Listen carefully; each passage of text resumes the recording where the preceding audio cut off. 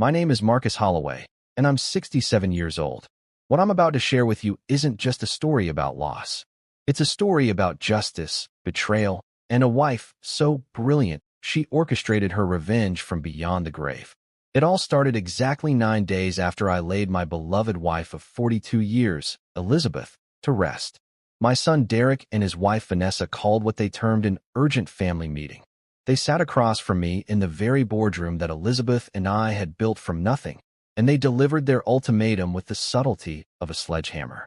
Vanessa leaned forward, her perfectly manicured nails drumming on the mahogany table, and smiled. It was the kind of smile that doesn't reach the eyes. The kind of smile a shark gives right before it strikes. "Marcus," she said, her voice dripping with false sympathy. "Now that Elizabeth is gone, it's time we talked about the future. You're almost 70. You've had a good run. But let's be realistic. The company needs young blood, fresh vision. Derek has been COO for 12 years. It's time you stepped aside and let him take the reins." It's what Elizabeth would have wanted. I remember looking at my son in that moment. Derek, the boy I'd taught to ride a bike, the young man I'd mentored through business school, couldn't even meet my eyes. He just stared at his hands, nodding slightly like a puppet whose strings were being pulled by someone else. If you believe that loyalty must be earned, not demanded, hit that like button right now. Because what Vanessa didn't know was that my lawyer was about to walk through that door with something that would turn her entire world upside down. The conference room door opened, and in walked Harrison Chun, my attorney for the past 25 years. The temperature in the room seemed to drop 10 degrees. Vanessa's confident smile flickered, just for a moment. "Harrison," she said, her voice taking on an edge. "I wasn't aware we needed legal counsel for a family discussion." "That's where you're wrong, Vanessa," I replied, keeping my voice steady. "This stopped being a family discussion the moment you walked in here demanding I hand over my company. This is business, and Harrison is always present for important business matters." Harrison placed his leather briefcase on the table with a decisive thud and remained standing. He didn't say a word, but his presence spoke volumes. He was there as a witness, and Vanessa knew it. Derek shifted uncomfortably in his chair. "Dad, look, what Vanessa meant was..." "I know exactly what she meant, son," I interrupted. "She meant that she sees your mother's death as an opportunity. She sees this company, the one your mother and I bled for, as something she's entitled to simply because she married you." Vanessa's mask slipped. The fake sympathy vanished, replaced by cold calculation. "The board is concerned, Marcus. You've been distracted. For the past 6 months, while Elizabeth was sick, things slipped through the cracks. Performance reports don't lie. The shareholders are getting nervous. We need stable leadership, not someone clinging to the past." I stood up slowly, placing my palms flat on the table. Every fiber in my body wanted to explode, but Elizabeth had taught me better than that. Never let them see you sweat. Let them see you think. "I have dedicated my entire life to this company," I said, my voice low but carrying to every corner of the room. "I was there when we had one delivery truck and a dream. I was there when we landed our first major contract. I was here when we nearly went bankrupt in 2009. And yes, I was here, holding my wife's hand as she took her final breath. And I don't regret a single second of it." I locked eyes with Vanessa. "I'm not going anywhere. I am the CEO and chairman of Holloway Logistics. Derek will remain COO. That is final." The silence that followed was deafening. Vanessa shot to her feet, her face flushed with rage. "You can't do this. The board will. I own 52% of the voting shares, Vanessa. I am the board. This meeting is over." She stared at me, and for the first time, I saw her for what she truly was. Not just ambitious, not just driven, but venomous, calculating, dangerous. "Fine," she hissed. "Play it your way, old man. But don't say I didn't warn you. The board will see your latest performance numbers, and they'll know the truth. You're a relic, Marcus, and relics belong in museums, not corner offices." With that, she stormed out, practically dragging Derek behind her. The slam of the door echoed through the empty boardroom. I stood there alone, feeling every one of my 67 years pressing down on my shoulders. But what Vanessa didn't know, what she couldn't possibly know, was that Elizabeth had prepared me for this moment. She had seen it coming long before I did. I didn't go home that night. Home was too quiet, too full of Elizabeth's absence. Instead, I drove to a small coffee shop on the south side of Chicago, the kind of place Vanessa would never set foot in. It smelled like old books and burnt espresso. Perfect. Harrison met me there an hour later. We sat in a worn vinyl booth in the corner, away from prying eyes and ears. I want you to dig into everything, I told him, sliding a handwritten list across the table. Every vendor Derek and Vanessa have hired in the past 2 years. Every consultant. Every new account they've opened. I want to know who they're talking to, who they're paying, and where every single dollar is going. Harrison studied the list, his expression unreadable. After 25 years, he knew me well enough to know I didn't make requests like this lightly. Vanessa thinks I'm weak, I continued. She thinks grief has made me vulnerable. Let her think that. While she's planning her coronation, I want you building her gallows. Harrison simply nodded and began taking notes. He didn't ask if I was sure. He didn't question my motives. He just wrote it all down, methodical and precise. As I watched him work, my mind drifted to a conversation I'd had with Elizabeth about 18 months ago. We'd been sitting on our back porch, watching the sunset paint the sky in shades of orange and purple. I'd just approved a new marketing initiative that Derek and Vanessa had pitched together. I'd been proud of Derek for taking the lead, for showing initiative. But Elizabeth had been quiet. Too quiet. That small furrow between her eyebrows that I'd learned to recognize over 4 decades of marriage was there. "What is it, sweetheart?" I'd asked. She'd looked at me with those penetrating eyes of hers, the ones that could see right through any facade. "It's Vanessa," she'd said softly. "I don't trust her, Marcus." I'd sighed. We'd had versions of this conversation before. She's ambitious, Elizabeth. That's not necessarily a bad thing. She pushes Derek to be better. Elizabeth had shaken her head slowly. It's more than ambition. When she looks at Derek, she doesn't see a husband. She sees a meal ticket. When she looks at Holloway Logistics, she doesn't see a family legacy. She sees a trophy to be won. I dismissed her concerns that day, told her she was being overprotective, seeing shadows where there were none. Now, sitting in that dingy coffee shop with my lawyer making plans to investigate my own son, Elizabeth's words echoed in my head like a prophecy. She'd seen it all. She'd seen the predator in Vanessa long before I had. And I'd been too blind, too eager to believe the best in people, to listen. A wave of regret washed over me, so powerful it nearly took my breath away. But regret wouldn't win this fight. Action would. "Get started immediately," I told Harrison. "Be discreet. They can't know what's coming." He gave me a grim nod. "Consider it done." This was for Elizabeth. I would protect her legacy, even if it meant tearing apart what was left of my family to do it. 3 days later, my phone rang at 2:47 in the morning. I'd been sleeping on the leather couch in my home office, unable to face the bedroom I'd shared with Elizabeth for 30 years. The shrill ring cut through the darkness like a knife. It was Harrison. His voice was stripped of all warmth, flat and clinical. "Marcus," he said, "I found something. It's bad." I sat up, my heart beginning a slow, heavy drumbeat against my ribs. "How bad?" "Bad enough that you need to hear this in person. Can you meet me at the office in an hour?" 60 minutes later, I was sitting in Harrison's office, watching him lay out documents across his desk like a prosecutor building a case. Which, I suppose, is exactly what he was doing. "There's a shell corporation," he began, "registered in Delaware. It's called VD Consulting Group." "VD," I repeated. The implications hit me immediately. Vanessa and Derek. Yes, they weren't even creative about it. Harrison's voice held a note of disgust. "For the past 26 months, this shell company has been billing Holloway Logistics for consulting services, market analysis, supply chain optimization, strategic planning, all the usual corporate buzzwords that sound important but mean nothing." He pulled up a spreadsheet on his computer. Each invoice is for an amount just under $50,000, just below the threshold that would require your personal approval. Derek, as COO, could approve these on his own. I felt my hands clenching into fists. My own son, the boy I'd raised, the man I'd trusted to help run my company. The services they supposedly provided? Harrison continued. They don't exist. I checked with every department head. No one has ever heard of VD Consulting. No one has received any reports or analysis from them. These are ghost services, Marcus. Just a pipeline to drain money directly out of the company. The room seemed to tilt. I gripped the arms of my chair, trying to steady myself. "How much?" Harrison met my eyes. "Over the 26-month period, the total amount paid to VD Consulting is $947,320.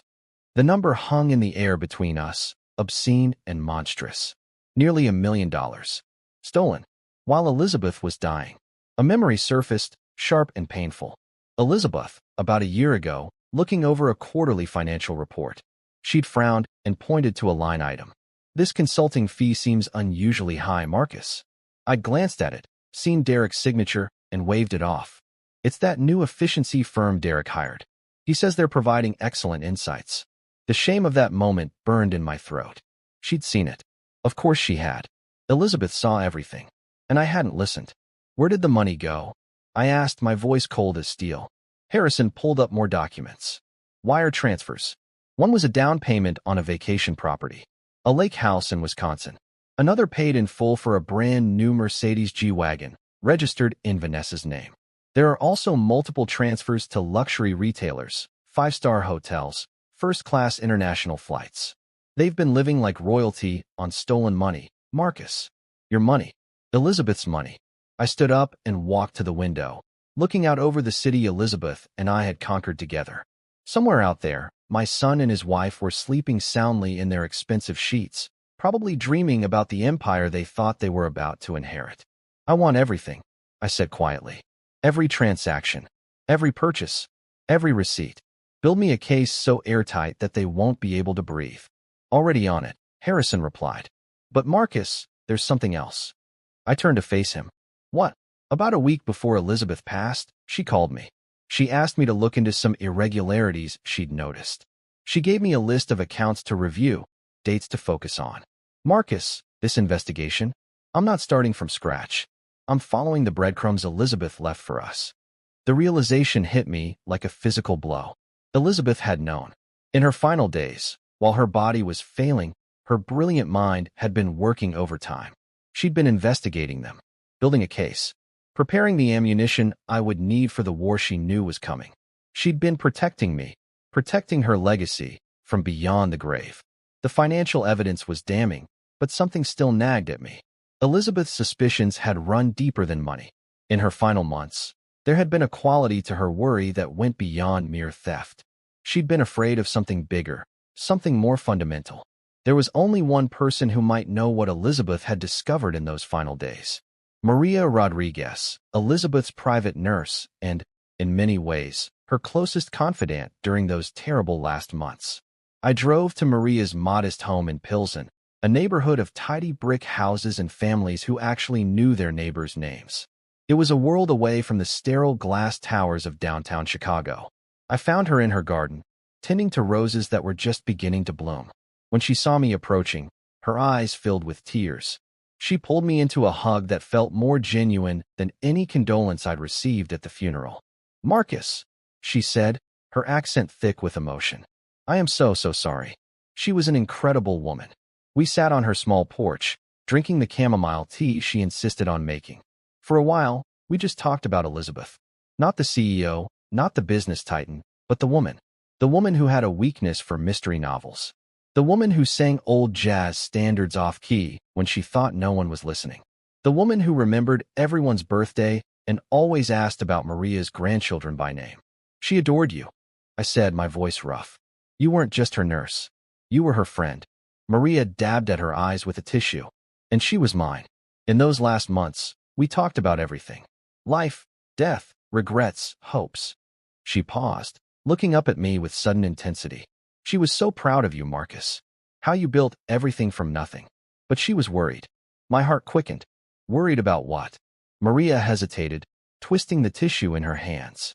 She made me promise not to say anything. She didn't want to burden you. You were already carrying so much. I leaned forward. Maria, I need to know. Derek and Vanessa are trying to take the company. They're saying I'm incompetent, that I can't lead anymore. They're claiming it's what Elizabeth would have wanted. Maria's head snapped up, her sadness replaced by fierce anger. That's a lie. A wicked, horrible lie. She clutched the small cross around her neck. She was worried about them. About what they would do after she was gone. She was breathing hard now, her loyalty to Elizabeth overriding any promise of silence. She changed in those last 2 months. She became secretive. She had private phone calls with Mr. Chun, your lawyer. She would make me leave the room. She had me bring down old boxes from the attic. Company documents, old ledgers, things from decades ago. Maria's eyes filled with fresh tears. I thought she was just reminiscing, looking back on her life's work. But it wasn't that. She was investigating something. She would stay up late. Even when she was so tired, she could barely keep her eyes open, going through these old papers with a magnifying glass. She kept muttering, "The numbers don't add up. Something doesn't add up." My blood ran cold. Elizabeth had been building a case against them. While dying, she'd used the last of her strength to uncover the truth. Did she find what she was looking for? I asked. Maria shook her head. I don't know. She never told me directly. But there's one more thing. She stood up, her expression suddenly fearful, as if breaking a sacred vow. Wait here. She disappeared into her house. I heard drawers opening, footsteps moving through rooms. When she returned, her hand was clenched tightly. She opened it slowly, revealing a small, tarnished key. It looked like a key to a safe deposit box. She told me, Maria said softly. Maria, if anything happens, if they move against him, if Marcus ever needs to know the whole truth, give him this. Those were her exact words. She said you would know where it belongs. She said it was for a box at First National Bank downtown, a box she opened before you were even married. I picked up the key, feeling its weight in my palm. A box from before our marriage. A secret Elizabeth had kept for over 40 years. She also said, Maria continued, her voice barely a whisper, that this would be your shield and your sword. That if you needed to fight, this would show you how. I closed my fist around the key, feeling its edges bite into my palm. The $947,000 was just the beginning. This key was the real story. The next morning, I was at First National Bank when it opened. The key felt like it weighed 10 pounds in my pocket. I was led by a stern bank employee into the vault, that cathedral of secrets where Chicago's wealthy stored their most precious and most dangerous possessions. The air was cold and sterile, broken only by the sound of our footsteps on marble and the mechanical click of the massive vault door. She led me to a wall of brushed steel boxes and pointed to a small one near the bottom. Box 47C, she said. Opened in June 1978. Before I'd even met Elizabeth. A chill ran down my spine. I was left alone in a small private viewing room with just a desk, a chair, and the box. My hands trembled as I inserted the tarnished key alongside the bank's key. I turned them both. The lock clicked open with a heavy, definitive sound. I pulled the long box from its slot, surprised by its weight, and placed it on the desk. For a long moment, I just stared at it. Whatever was inside had been important enough for Elizabeth to hide for more than 4 decades. Important enough to keep secret even from me. I lifted the lid. No cash. No jewels. Just paper. Old, yellowed paper that smelled of dust and decades. At the top was a small, faded photograph of a young Elizabeth. I'd never seen this picture before. She looked beautiful but impossibly sad, her eyes haunted in a way I'd never seen in any other photo of her. Beneath the photo was a bundle of letters tied with a faded ribbon. And underneath those, 2 official-looking documents. I picked up the first one with shaking hands. It was a birth certificate. The name on it was Derek Holloway, my son. I scanned down the document, past his date of birth, to the section listing the parents. Father, Marcus Holloway. My eyes moved to the next line, the one for the mother's name. The name typed there was not Elizabeth Holloway. It was a name I hadn't heard or thought about in nearly 45 years. A name from a different life, a terrible mistake I thought I'd buried forever. Jennifer Caldwell. The world tilted. My vision blurred. This couldn't be right. Derek was Elizabeth's son. He had to be. But then I saw the second document. Adoption papers, dated 6 months after Derek's birth. They legally transferred all parental rights of the child Derek Holloway from Jennifer Caldwell to Elizabeth Margaret Holloway. At the bottom of the box, almost hidden, was a small leather-bound journal. I recognized Elizabeth's handwriting on the first page, but it was younger, more hopeful. The handwriting of the woman I'd fallen in love with 44 years ago. My hands were shaking so badly I could barely open it. The first entry was dated April 1983, just 2 months before we were supposed to get married. I began to read, and my entire world shattered into pieces. The words on the page blurred as tears filled my eyes, but I forced myself to keep reading. I found out today, Elizabeth had written in that young, hopeful script, Marcus, my Marcus, The man I'm about to marry made a mistake. A drunken, stupid mistake 9 months ago that I could have forgiven. We could have worked through it. But it's not just a mistake anymore. That mistake has a name. He has a son. A baby boy with a woman from his past. A woman who showed up at his apartment building today, demanding money. I had to stop. The memory of that day came flooding back. The sheer panic I'd felt. The desperate lies I'd told. I'd convinced Elizabeth it was a scam, that the woman was lying. But Elizabeth had known. Of course she had. I kept reading. He lied to me. Stood in our kitchen and lied to my face. Said the baby wasn't his. But I saw his eyes. Marcus is a terrible liar. So I did something I'm not proud of. I followed him. I watched him meet her at a rundown apartment complex on the south side. I watched him hand her cash. And I saw the baby. Just a tiny thing, wrapped in a dirty blanket. His son. Marcus's son. But the mother? She was broken. Hollow-eyed. She looked at that baby not with love, but with resentment. Like he was a burden she desperately wanted to be rid of. The next entries chronicled Elizabeth's internal war. Her anger at my betrayal. Her heartbreak. But also something else. Something I could barely comprehend. I went back to see her, the mother, without Marcus. I talked to her for an hour. She doesn't want him. She wants money, freedom, a different life. She looks at this beautiful baby boy and sees only an obstacle. And in that moment, I knew. He wasn't her son. He was mine. The pages that followed detailed Elizabeth's plan. She'd confronted me, forced the truth out. And then she'd made an offer that still left me breathless decades later. Today I made my choice. I sat Marcus down and told him my terms. We will adopt the child. We will pay the mother to sign away her rights permanently. She will disappear. And Derek will be our son. My son. But there is one condition. My one unbreakable rule. He will never know the truth. He will never know he came from Marcus's greatest shame. He will only know that he is my son, and that I love him more than life itself. I'm not doing this for Marcus. I'm not even doing it for me. I'm doing it for the boy. I'm building our family on a foundation of forgiveness. I will love this child so fiercely that the lie becomes the truth. The following pages were filled with joy. Derek's first steps. His first word, mama. She'd circled it, underlined it 3 times. The diary documented every milestone with a love so pure and absolute that I had never once in 42 years doubted it was real. She hadn't just adopted him. She had claimed him with a love more powerful than biology. Near the end of the journal, there was an entry from just 5 years ago, right after Derek and Vanessa's wedding. I don't trust this woman Derek married. There's something cold about Vanessa, something calculating. She looks at Derek like he's a means to an end. It worries me deeply. Derek is a good man, but he's soft. He's never had to fight for anything because I made sure of that. Maybe I protected him too much.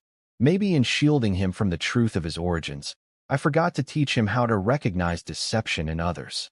I closed the journal, my body shaking. The woman I'd loved for 42 years, the woman I'd just buried, was a giant. Her capacity for forgiveness, for love, was something I couldn't even begin to comprehend. She hadn't just forgiven my worst betrayal. She'd taken my greatest shame and transformed it into the foundation of our family. And now the son she'd saved, the son she'd loved with every fiber of her being, was siding with a woman who wanted to destroy everything Elizabeth had built. I sat in that cold vault, holding the diary to my chest, and wept. I wept for Elizabeth's strength. I wept for my own blindness. And I wept for the son I was about to lose. 2 days later, Vanessa showed up at my house unannounced, Derek trailing behind her like a scolded puppy. She pushed past me without a greeting, her face a mask of fury. What the hell is going on, Marcus? My credit card was declined at Nordstrom. Nordstrom, do you have any idea how humiliating that is? Derek chimed in, looking miserable. Dad, some of my company accounts have been frozen. Harrison's office sent a memo saying we can't approve the new fleet purchase or even process payroll for the Western Division. What's happening? Vanessa took a step closer, her voice rising. This is your game, isn't it? You couldn't win in the boardroom.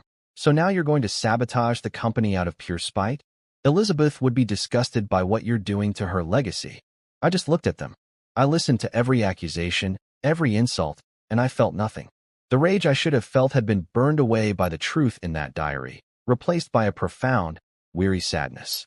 I let Vanessa finish her tirade, let her ugly words echo through the foyer Elizabeth had designed.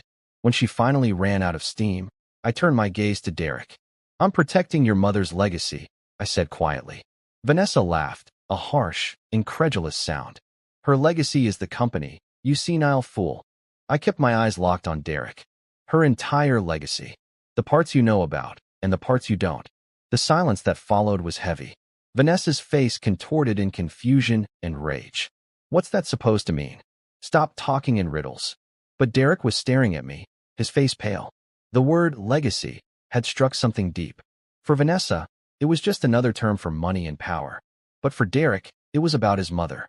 The woman who'd raised him, loved him, sacrificed for him. And he was beginning to realize he didn't have an answer to my question. "The accounts are under administrative review," I said, shifting to a cooler, more detached tone. "Standard procedure recommended by legal counsel to protect company assets. It's just business." I turned and walked toward my office. "Now, if you'll excuse me, I have work to do." I left them standing in the foyer, Vanessa fuming, Derek looking lost and confused. They hadn't cornered a grieving widower. They'd walked into a minefield, and I'd just shown them the first tripwire. The email I sent the next morning was a work of art in corporate warfare. Brief, cold, utterly official. Emergency meeting of the Board of Directors, Holloway Logistics. Agenda: review of executive operational conduct and fiduciary responsibilities. It was a declaration of war written in the language of business. I could picture Vanessa reading it, a triumphant smile spreading across her face.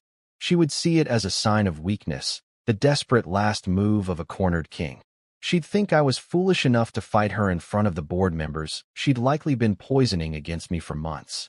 She would spend the day preparing her arguments, marshaling her evidence, ready to paint me as an emotional, grieving has-been. She had no idea she was walking into an execution. The morning of the meeting, I chose my suit carefully. The charcoal gray one Elizabeth had bought me for our 40th anniversary. She'd said it made me look powerful. Today, I needed that power. I arrived at the boardroom an hour early and watched them on the security feed as they entered the building. Vanessa led the way, her stride confident, a queen about to claim her throne. Derek followed half a step behind, looking anxious. When they entered the boardroom, the chatter from the other board members died instantly. I was already seated at the head of the table. Harrison was to my right, his briefcase open, 6 thick spiral-bound folders stacked precisely in front of him. Each folder was a nail for their coffin. Vanessa's confident smile faltered as she took in the scene. This wasn't the emotional confrontation she'd prepared for. This was clinical, organized, terrifying. I let the silence stretch for 10 seconds. Then I looked up. "You wanted this meeting," I said quietly. "You've been telling people I'm not fit to lead, that I'm distracted, that I'm a relic. So please, Vanessa, the floor is yours. Tell us all what you think." It was a trap, and she swam right into it. She straightened her spine and launched into her prepared speech. For 10 minutes, she laid out a case built on half-truths and corporate buzzwords. Missed meetings that I'd missed to be at Elizabeth's bedside. Delayed decisions that I'd postponed to focus on my dying wife. She painted a picture of a company adrift, led by a man lost in grief. "We need strong, forward-thinking leadership," she concluded, placing her hand on Derek's arm. "Derek has the vision, the energy, the drive. It's what Elizabeth would have wanted." The room was heavy with implication. The other board members looked uncomfortable.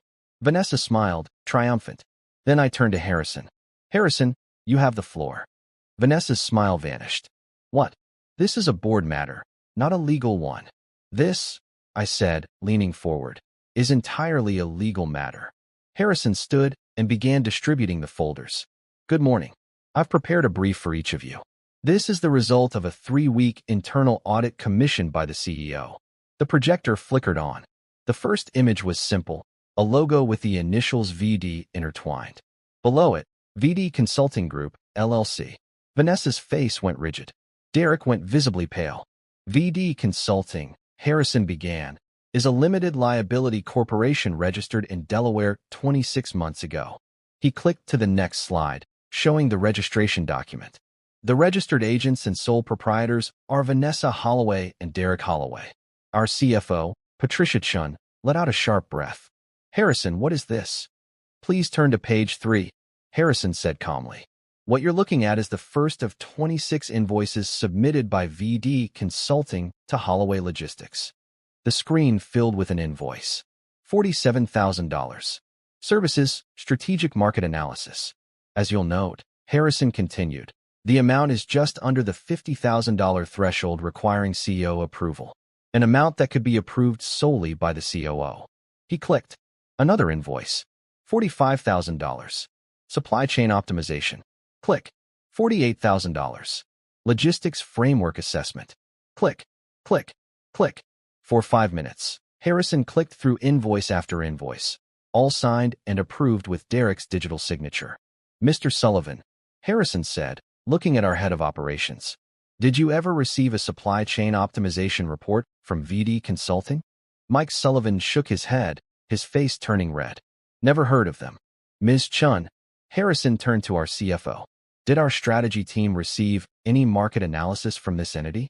Patricia was already flipping through her folder, her face pale. No, this is fraud. Where did the money go? Asked Tom Bradley, one of our early investors. Please turn to Section 4, Harrison said. The money trail. He projected a bank statement showing the inflows from Holloway Logistics and the outflows. Exhibit A. A wire transfer for $280,000, dated March of this year. Click. The next slide showed a property deed.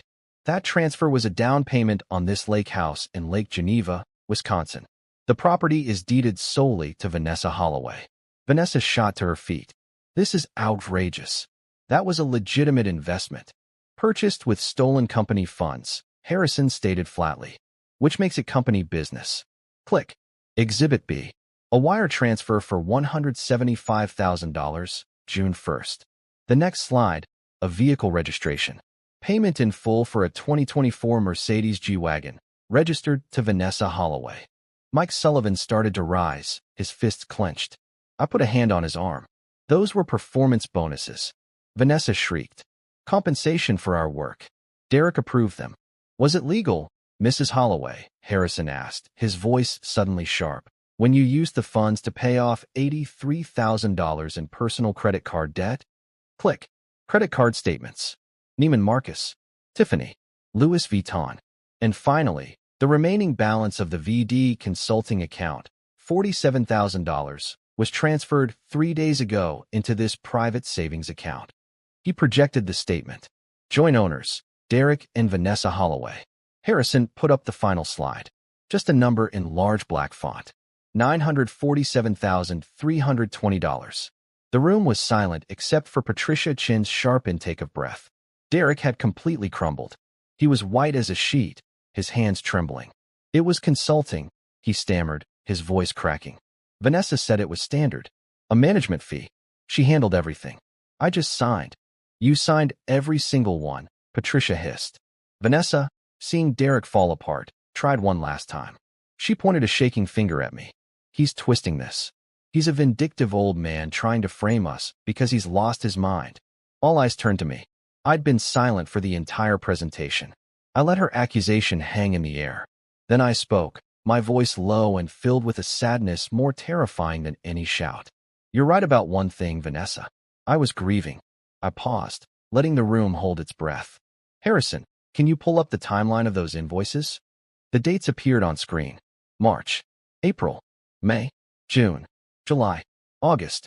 While my wife, I said, my voice dropping to barely above a whisper, was in a hospital bed learning she had only weeks to live, you were writing invoices for strategic market analysis. I pointed to the April transfer. While I was holding her hand as she told me she was afraid of dying, you were wiring a down payment for your lake house. I pointed to the June date. And in the week we brought her home for hospice, the week I didn't sleep because I sat by her side watching the strongest person I've ever known fade away, you were buying yourself a Mercedes. I stood up slowly. The room was deathly silent. Even Vanessa had no words. I looked at Derek. This, I said, my voice thick with grief, is the legacy you were trying to protect? The words fell into a silence so profound it felt like a physical weight pressing down on everyone in the room. Mike Sullivan was staring at his clenched fists. Patricia Chun had her hand over her mouth, her eyes filled with disgust. Tom Bradley and the other board members looked stunned, as if they couldn't process the sheer cold-blooded betrayal they'd just witnessed. Vanessa stood there, her mouth half open, The mask of the powerful executive completely gone, replaced by the naked face of a common thief caught red-handed. And Derek? He finally looked up at me, his eyes streaming with tears. He didn't look like a 42-year-old executive. He looked like a child who knew he was in terrible, terrible trouble. "Dad," he whispered, his voice breaking. "I didn't know. I didn't know about the dates. She handled everything. I just signed what she put in front of me." Vanessa whirled on him, her voice venomous. "You knew. You weak, pathetic fool. You love the money. You love the car I bought you. Don't you dare put this on me." "I didn't," Derek cried, covering his face with his hands. "I thought it was just bonuses. I thought." "Enough," I said. My voice wasn't loud, but it cut through their argument like a blade. "That is enough." They both fell silent. I looked at the board members. "You've seen the evidence presented by Mr. Chun. You've heard the testimony. The facts are clear. Nearly $1 million of company funds were fraudulently transferred to a shell corporation owned by our COO and his wife." Mike Sullivan slammed his palm on the table. "Vote? Jake, to hell with a vote. Let me throw them out myself. This is a disgrace to Elizabeth's memory. Everything will be done by the book, Mike," I said, holding up a hand. "Everything will be official. This is how we restore order." I stood tall. Motion 1. I move that the board immediately terminate the employment of Derek Holloway for gross misconduct, breach of fiduciary duty, and corporate fraud. Effective immediately. I second the motion. Mike roared before I'd even finished. All in favor. Every hand except Derek's and Vanessa's shot into the air. Opposed. Silence. The motion passes unanimously. Derek Holloway is no longer an employee of Holloway Logistics. I didn't pause. Motion 2. I move that the board immediately and permanently bar Vanessa Holloway from all Holloway Logistics properties and that all her corporate accounts and access privileges be revoked effective immediately. Second, Patricia said, her voice like ice. Every hand went up. The motion passes unanimously. Vanessa looked like she'd been struck. She understood what was happening. This wasn't just a firing. This was complete excommunication. Motion 3. I move that the board authorize our legal counsel, Mr. Harrison Chun, to pursue all available civil and criminal charges against Derek Holloway and Vanessa Holloway to recover the stolen funds plus damages, and to cooperate fully with the district attorney's office in their prosecution. I second it, Tom Bradley said grimly. Every hand went up again. The motion passes unanimously. In less than 3 minutes, their lives as they knew them were over. I pressed a button on the console. Security officers appeared at the door. "Dad, please," Derek whispered, looking up at me with a tear-stained face. "Please don't do this. I'm sorry. I'm so sorry." I looked at him. My son. The boy Elizabeth had saved. The man I'd raised. And I felt an ocean of pity and disgust. "Sorry doesn't bring back the money, Derek," I said flatly. "And it damn sure doesn't honor your mother's memory. You made your choice. You signed the papers." I nodded to the guards. "They are no longer employees or guests. Please escort them out." Vanessa grabbed her purse. "You don't have to touch me," she spat, striding toward the door with her head held high, a queen even in defeat. Derek couldn't even stand. The guard had to help him up by the arm. "Dad," he cried out one last desperate plea. I turned my back. I couldn't look at him. I faced the window, looking out over the city Elizabeth and I had built together.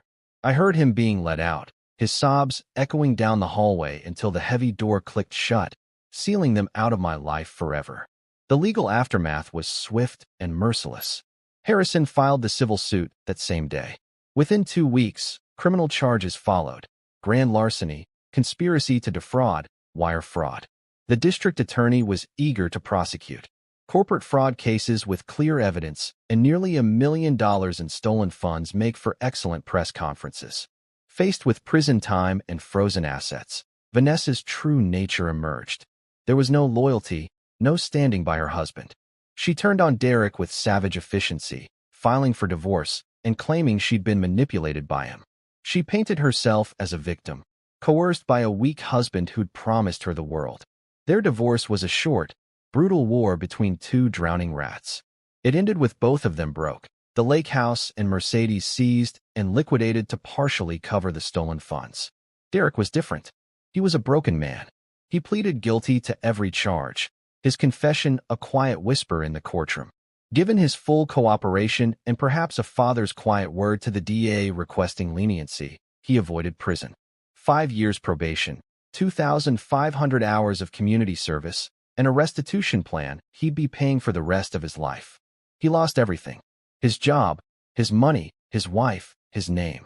At 42 years old, he had to start over with a minimum wage job at a logistics warehouse, finally learning what real work felt like. It wasn't victory. It was just consequences. The board was satisfied. The cancer had been removed. The company was safe. But for me, the hardest part was still to come. 3 months after the board meeting, on a cool spring morning, I received a call from Harrison. "Marcus," he said, "there's someone who'd like to meet you. Someone Elizabeth wanted you to meet." An hour later, I was back in Harrison's office. When the door opened, a woman walked in. She was in her early 40s, tall, with an air of quiet confidence. She had dark hair pulled back in a professional bun, and intelligent brown eyes that seemed to take in everything at once. Eyes that looked remarkably familiar. She was dressed in medical scrubs with a white coat, a stethoscope around her neck. She looked like she'd come straight from a hospital. "Marcus Holloway," Harrison said formally. "I'd like you to meet Dr. Sarah Bennett. She's a cardiothoracic surgeon at Northwestern Memorial Hospital." I stood, confused. "Dr. Bennett, it's nice to meet you, but I'm not sure why." Harrison raised his hand. "There's more, Marcus. Dr. Bennett is also the biological daughter of Elizabeth Holloway, the child she gave up for adoption when she was 19 years old, long before she met you." The room seemed to tilt. I gripped the back of my chair. "What?" Dr. Bennett stepped forward, her expression kind but serious. "It's true, Mr. Holloway. 6 months before she passed, your wife found me. She hired a private investigator, tracked me down in Seattle where I was finishing my residency. We met. We talked. We spent 3 months getting to know each other." I sank into the chair, my mind reeling. Elizabeth had a daughter? She never told me. In 42 years, she never.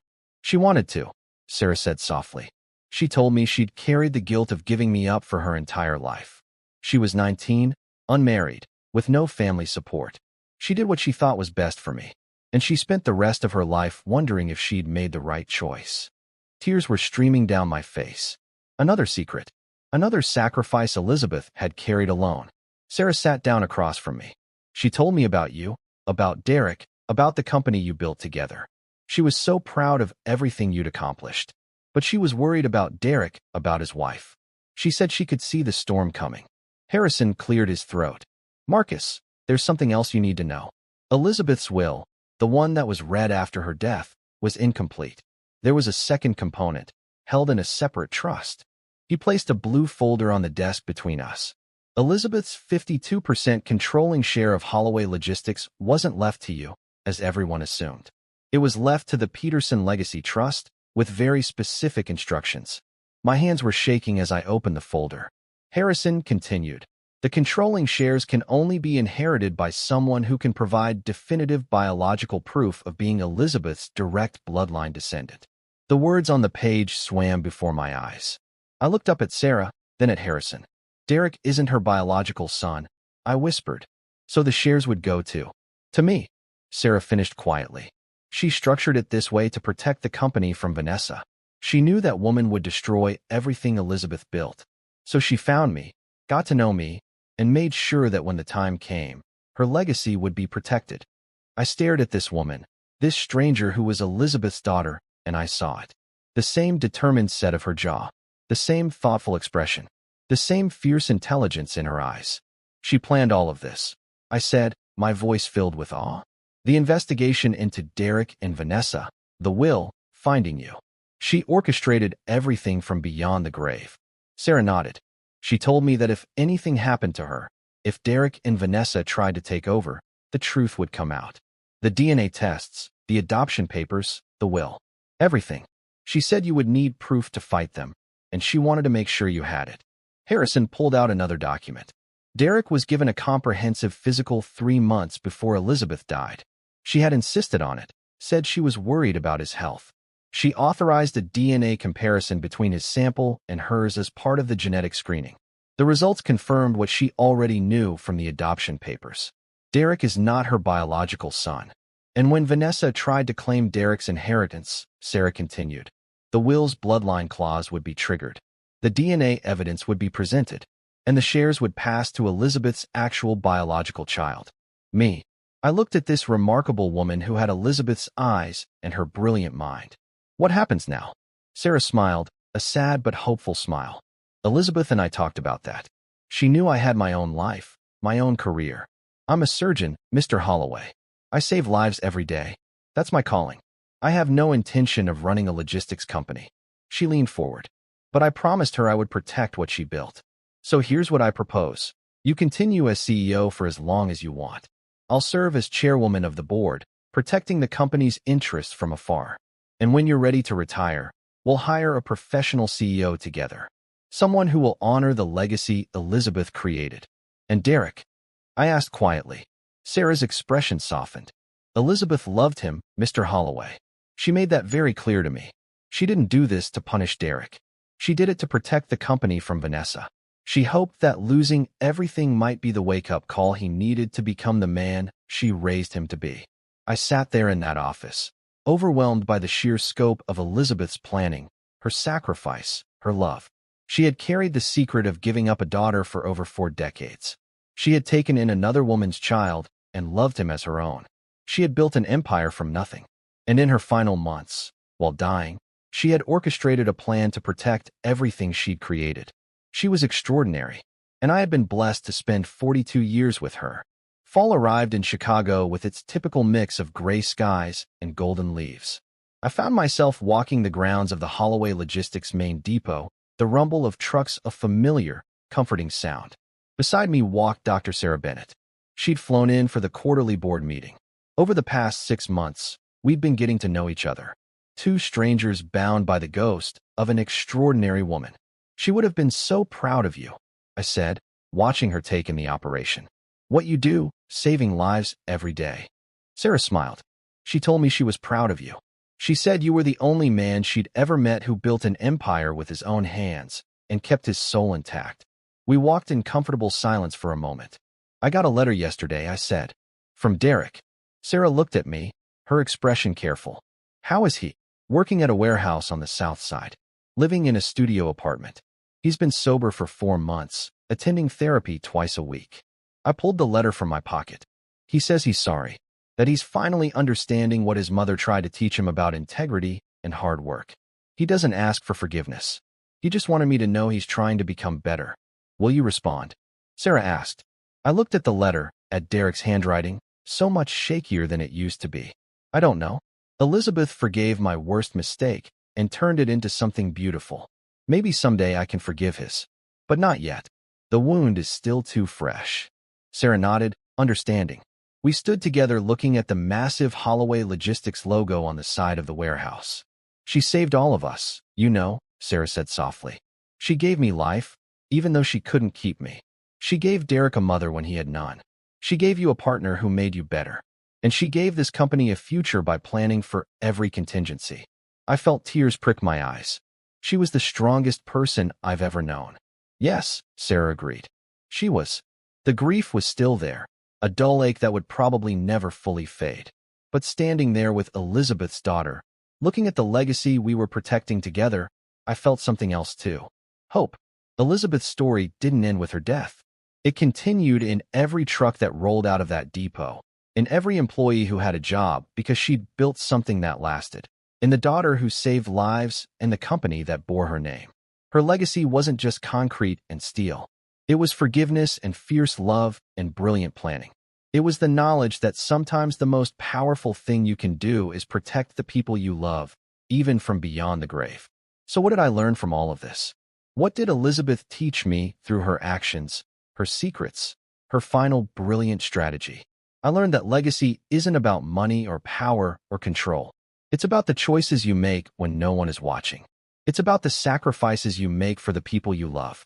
It's about having the courage to forgive the unforgivable and the wisdom to protect what matters most. Elizabeth could have left Derek to his fate as an unwanted child. She chose love instead. She could have held my betrayal over my head for 42 years. She chose forgiveness instead. She could have let grief and illness consume her final days. She chose to fight for her legacy instead. Vanessa and Derek thought legacy was something you inherited simply by being in the right place at the right time. They thought it was a prize to be claimed, a trophy to be won. They were wrong. Legacy is something you earn through loyalty, through integrity, through decades of hard work and sacrifice. You can't steal it. You can't fake it. And you certainly can't demand it. Elizabeth understood this better than anyone. She built her legacy one choice at a time, one sacrifice at a time, one act of love at a time. And in the end, her legacy wasn't just a company worth millions. It was the truth that finally came to light. It was the justice that was served. It was the daughter she found and the future she secured. That's real legacy. That's power. That's love. Vanessa lost everything because she thought she could take what wasn't hers. Derek lost everything because he was too weak to stand up for what was right. They learned the hard way that you can't build a future on lies and theft. But Elizabeth? Even in death, Elizabeth won. Because she understood that the truth, no matter how painful, is the only foundation that endures. So here's my question for you. What do you think was Elizabeth's most powerful move?